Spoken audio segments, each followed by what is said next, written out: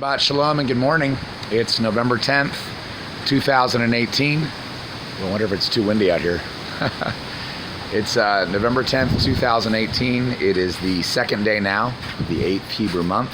It is the Shabbat, Saturday, Shabbat Shalom. Just a couple things I wanted to talk about. I will have my Sabbath hike later today. Jeff and I are planning to go out later, but just a few things I wanted to cover this morning. One thing is, one of the reasons I chose to stay in an Airbnb is this way I don't have to make anyone work on the Sabbath.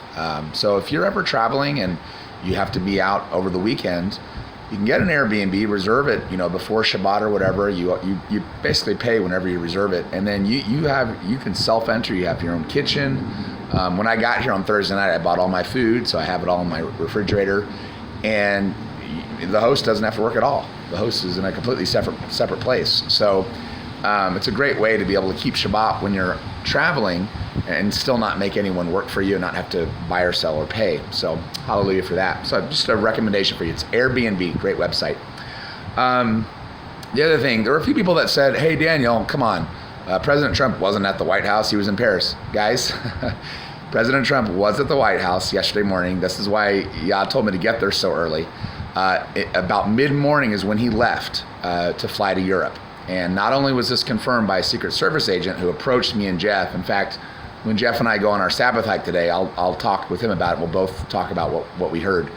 But not only did the Secret Service agent confirm this with us, but the reason the snipers were on the roof, you saw it probably in the second video, or I mentioned it, is they only come out when the POTUS leaves the White House. So he did leave. He was there. He heard us.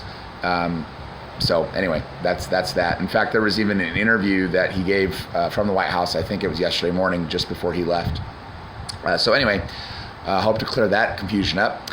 And what was the third thing? Oh yeah, people were saying, Daniel, you should use like an electronic, megaphone and mic and everything. Folks, that requires a permit. You got to get a permitting process whenever you do that, even on public property. There may be some exceptions to that in various places around the nation, but usually, because I've done street preaching for a long time, and they require a permit. My voice is loud enough. I just have to retrain myself to be using my diaphragm rather than my throat. And once I start using my diaphragm, my throat will be fine. Because I used to do open air preaching. If you read my autobiography on my website, way back in 2003, I was preaching all across campuses. And my voice was fine. Because I was used to using my diaphragm rather than my throat. That's what singers do as well.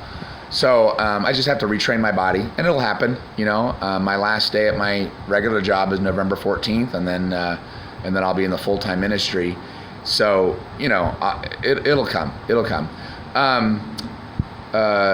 When people are asking me about donations and stuff like that, I don't talk about donations at all on Shabbat. So none of my Shabbat videos will have that information. And I won't respond to you or do anything like that about donations until after Shabbat's over. So I just want to make that clear to everyone too. There was a complaint by one subscriber who said, Daniel, come on, we want you to continue to expose the pedophiles, not do all this religious, street preaching, all this stuff. First of all, that guy probably should not be a subscriber. But second of all, I just want to make it clear to all my positive subscribers out there that I will be continuing to expose satanic pedophiles, doing interviews and stuff like that while I'm doing open air preaching. My schedule will probably be like, once I'm in the full-time ministry, open air preaching on college campuses, Monday through Thursday during the day. And then Friday will be my preparation day for Shabbat. And then, of course, I'm off Shabbat. But then, Sundays and also in the evenings and the weekdays, I'll be continuing to do interviews with SRA survivors, continuing to do investigative reporting, continuing to do all that stuff as well. So don't worry, that stuff's going to continue.